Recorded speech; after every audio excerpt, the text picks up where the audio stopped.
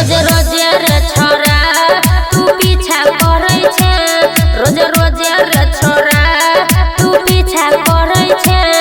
अपन चाल सुधार कनी मन में विचार न तो पीटाई खइबे तू। गछौरी गछौरी बोले गछौरी I love you गछौरी I love you गछौरी I love you गछौरी I love you।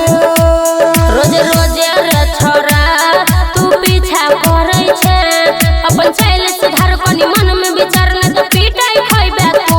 गछौरी बोले गछौरी अरे बोल रे गछौरी I love you गछौरी I love you गछौरी I love you गछौरी I love you।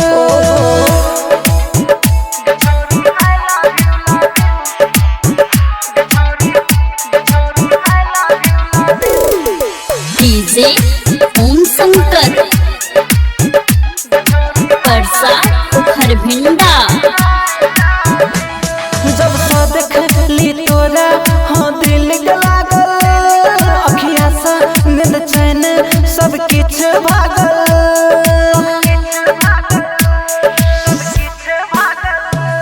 प्यारो नहीं करबो रे सुन ले भागल, किया हमरा पाछा छे तू भेल पागल।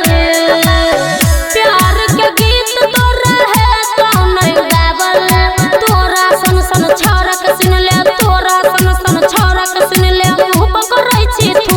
गछौरी अरे बोल रे गछौरी पागल छी गछौरी I love you गछौरी I love you मुंह फोड़ दो। गछौरी I love you गछौरी I love you।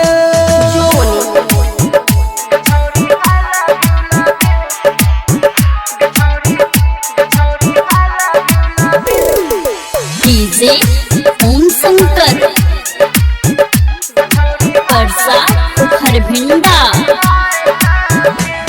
कते दिन घूमे बे तू अपना पछाड़ी, कल शादी नहीं लेबो दहेज में गाड़ी।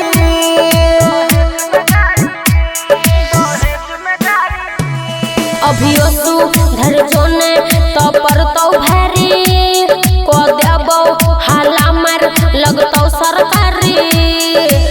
मुंह लगै छौ पतली पेंशन करी, सुन संत सिरहाली राम दुलार, सुन संत सिरहाली राम दुलार करै छे पुकरू को। गछौरी बोल गछौरी पगला जेबे की गछौरी I love you गछौरी I love you गछौरी I love you गछौरी I love you। देख दांत तोड़ के हाथ में दे देबो नहीं तो चल जो।